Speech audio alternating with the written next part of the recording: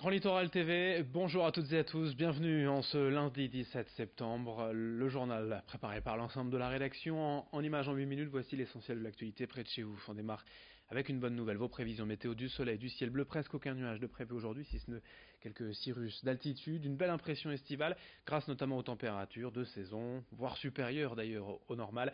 23 degrés à Calais, 24 à Boulogne-le-Touquet et Dunkerque, 25 degrés même d'ailleurs à Saint-Omer cet après-midi. On en reparle après ce journal.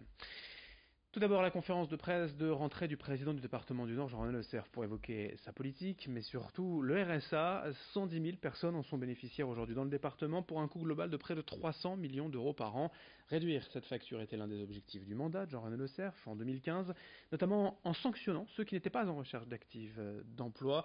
35 000 sanctions ont déjà été prises depuis 3 ans et l'an prochain, en 2019, les bénéficiaires refusant pour la 3e fois un poste en lien avec leurs compétences et leur territoire seront radiés pendant 4 mois. Pour tous les autres, il existe aussi tout de même des solutions, des accompagnements pour faciliter le retour à l'emploi. Explication à ce propos au micro d'Idil Gunaï. Nous sommes aujourd'hui bloqués dans toute une série de situations, alors que nous avons des emplois à proposer et des emplois en grand nombre par une série de personnes, et qui est quand même assez importante, qui est inscrite à Pôle emploi, qui répond aux invitations ou aux convocations de Pôle emploi, mais qui se refuse de signer le moindre contrat dès que celui-ci leur est proposé. Autrement dit, leur inscription, elle a pour but de maintenir le RSA. Nous estimons que c'est une forme de fraude par rapport effectivement à nos politiques et par rapport à la loi.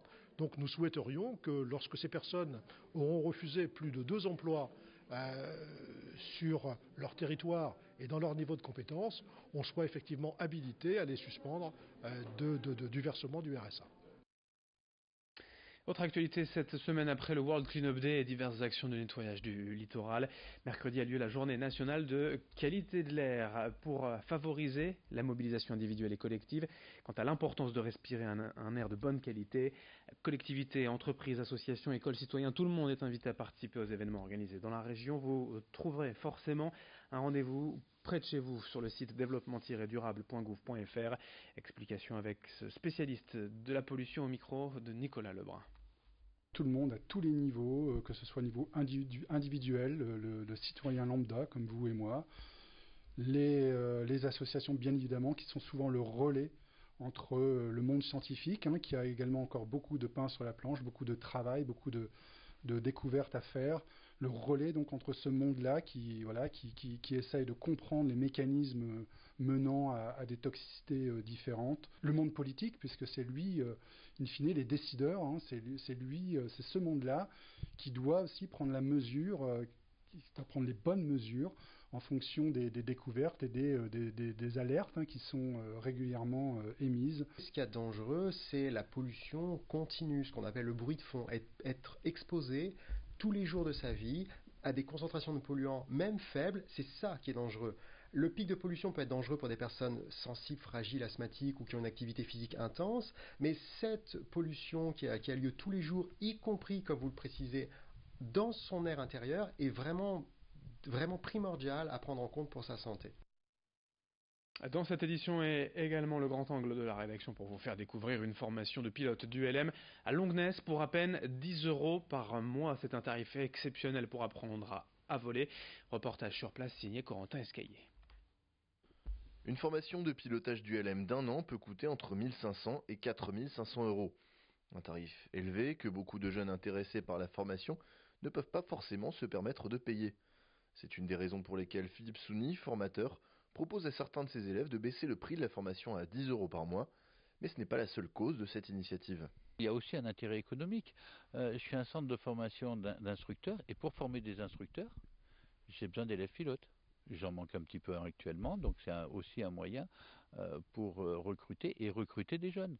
Et l'autre raison, c'est pour permettre à des jeunes qui ne penseraient pas que c'est quelque chose d'accessible, de possible, qui se mettent des barrières à la fois financières, à la fois de possibilités, de leur montrer que apprendre à piloter, c'est quelque chose de totalement réalisable. Tous les élèves ne pourront pas accéder à cette formation à prix réduit. Les candidats devront d'abord passer le BIA, brevet d'initiation aéronautique, qui couronne une formation théorique comprenant 2 heures de vol. À la suite de ce diplôme, 1 à 3 élèves seront sélectionnés au mérite. Ils seront sélectionnés tout d'abord avec les résultats de l'examen du BIA, qui est un examen national. Donc il y aura la note, la mention, leur participation au cours théorique et leur réaction pendant les 2 vols de cette formation du BIA. Piloter un avion peut paraître très complexe au premier abord, mais le pilote l'assure et se veut rassurant. Piloter, ce n'est pas si difficile qu'on pourrait le croire. C'est pas plus difficile d'apprendre à piloter que d'apprendre à conduire. Ça demande un peu plus de rigueur, pas mal d'investissement personnel parce que y a plus de réglementation et de choses théoriques à savoir que pour une voiture, mais c'est guère plus difficile. Pour apprendre à piloter, il suffit de venir nous voir et de s'inscrire. Les cours se partageront à la fois entre une partie théorique et une partie pratique. Ça va durer une petite année et ça va occuper entre 1 et une demi-journée par semaine. On termine ce journal avec du sport, de la boxe. Le champion de France, Raphaël Tronchet, Grand Saintois, sera de retour au Palais du Littoral le 29 septembre pour y affronter Karim Beredjem. Un petit événement car cela fait maintenant plus de 10 ans que Raphaël n'a pas boxé chez lui dans sa ville natale.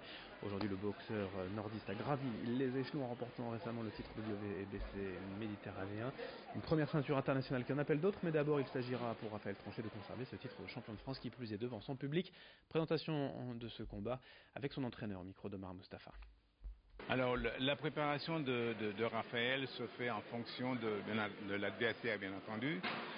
On travaille le matin de 9h30 jusqu'à 11h30. Il fait sa petite sieste et on reprend l'entraînement vers 16h30 jusqu'à 19h45. Voilà le timing un petit peu d'une journée d'entraînement. Je le sens très bien, il a envie de faire plaisir à son public parce que finalement pour lui ça le tient à cœur de boxer dans sa ville et je pense qu'il va se donner à fond et j'espère que le fait qu'il est devant son public, qu'il n'essaye pas de faire un peu trop et en boxe c'est un peu compliqué des fois, je suis là pour veiller au grain quoi.